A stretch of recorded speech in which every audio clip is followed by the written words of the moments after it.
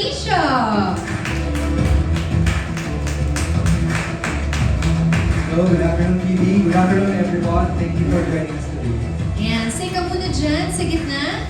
Okay, please look down towards the runway. Thank you so much to our dear friends from the media for making it here today, of course. Tingin ka naman towards the left side, Mark, Tito.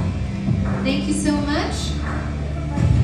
And to the right. Ayan, isa pa daw sa gitna for our official photographer. At syempre, everybody watching us online. Welcome, welcome. And to the right then, please, Mark. Fantastic. All right, Mark, ikaw bang panadero? Ikaw may-ari ng bakery? Yes. Oh, diba? Businessman. Okay. Next up is a beautiful, talented, and sexy actress we've recently seen in BMX original movie Bagong Tukso 2 as she continues to captivate audiences with Cream Pie. Let's all welcome our BMX premium crush, Angel Castro. Hello, everyone! Angel, dito ka muna sa gitna. Please show off your beautiful outfit today. I love your dress.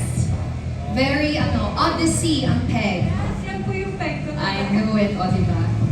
Okay, please look down towards the runway. Everybody joining us online. We have Angel Castro, of course. Yeah, in here in the middle is okay. Our BMX Premium Crush. O diba? Alright, thank you, Angel. You may join us back here in front of the table, Mark. Group photo tayo, please, to represent Cream Pie. Of course, Direk Rodante sends his regards. He wishes he were here. He will join us in the next event. Alright, tingin po tayo sa gitna. Mark and Angel. Fantastic. Tingin tayo towards the left side of the room for the benefit of all of our friends from the media. Maraming salamat. It's always a pleasure to have you. And ang ating sole picture taker on the right. Hello, hello. Alright, thank you so much. You may now take your seats. You guys all know the drill. We will now jump into our Q&A.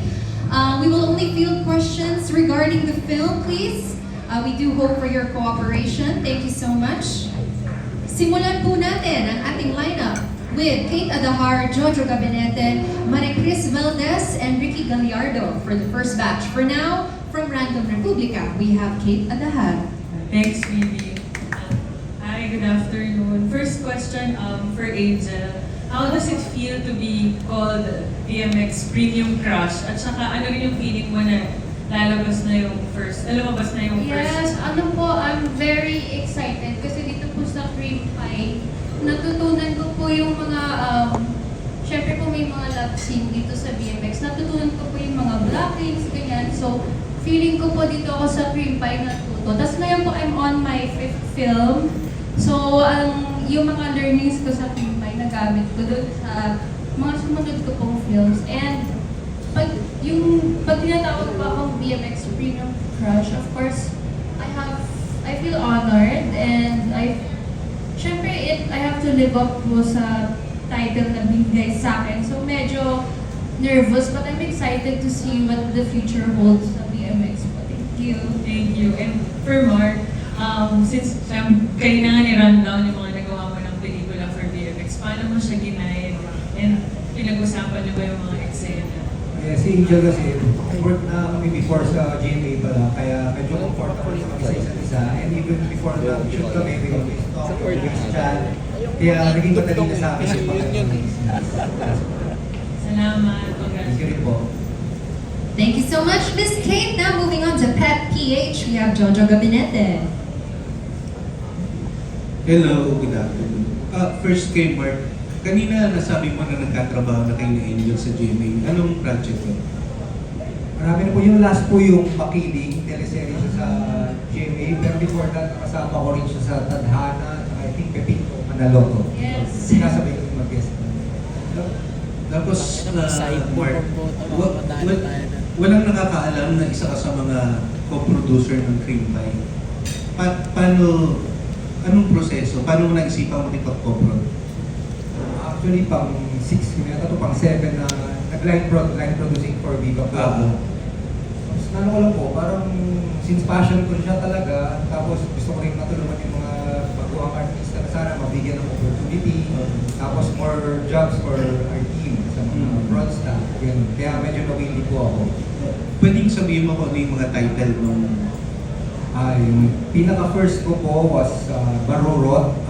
Tapos ang sunod, Sulutan, Sundutan, Quezon Puti, Kirot, Booking, tapos pong Cream Pie.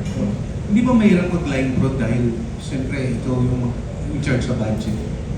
May mga, mahirap po, may mga challenges. Pero pag gusto mo po talaga yung ginagawa ko, yung passion mo yun, parang okay lang po lahat. Thank you. Thank you rin po. Angel, supposedly ito yung launching movie mo, di ba, yung Cream Pie? Yes. Ano nang mga pagbabago sa Wala ka dyan. career mo mula nung mag-decide ka Wala ka maging talaga. sexy actress? Hindi yan. Nagbabago, in the top of my head po, Kasi dilo yung I don't know, I feel more welcome dito sa Viva, if it's right to say that. Nothing against my former net. Pero parang ang dami ko na pong project, sobrang thankful ko po kasi parang hindi ako pinabayaan ng Viva. Parang, tsaka yung sa mga handlers ko po, road manager, sobrang binibuild po talaga nila ako. Parang they really believe in me and because of that po naniniwala na din ako sa sarili ko. Because Angel, sa trailer ng Cream Pie, yung acting mo, okay siya eh. Parang ano, di ba? Alam mo ba yung history ng family mo na apo ka ng national artist na si Jerry De Leon? No po. Oo, kasi yung lolo mo, si Angelo Castro, uncle niya si Jerry De Leon. Oh, I did not. Fun fact, I did not. Oo, tsaka kaya ka mag-anak mo sila Robert Arevalo, kaya nasa dugo mo talaga yung pagiging artista. Opo. I didn't know nga po yung grandfather ko sa Scorpio Nights pala.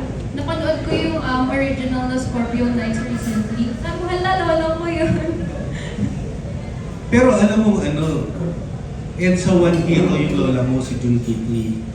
Again, oh sorry. Alam mo, EDSA One Hero yung lola mo, si June Yes. Kitley na Marian Devotee. Kaya Angelica ang pangalan mo. I didn't know that po. Akala ko po because of my grandfather. Pero yes po, nakapunta po ako sa EDSA Revolution po na anniversary when I was a kid. Anong pakiramdam na ano pala yung mga lolo't lola mo? Talagang ano sila, bahagi ng history. Nakaka-proud po. Siyempre, saglit lang din yung naging time ko sa saglit lang yung naging time ko with them. So, nakaka-proud po na nagmarka po sila sa Pilipinas. Lalo yung lola. Ilang taong ba nung namatay yung lola mo? I think 14. Sobrang mahal na mahal ka noon, di ba? Tsaka ikaw talaga yung paborito niya unang ako. True. Wala. Sorry. Okay na, huwag ka na. Ayaw kong umiyak. Okay, naiyakin po talaga ako.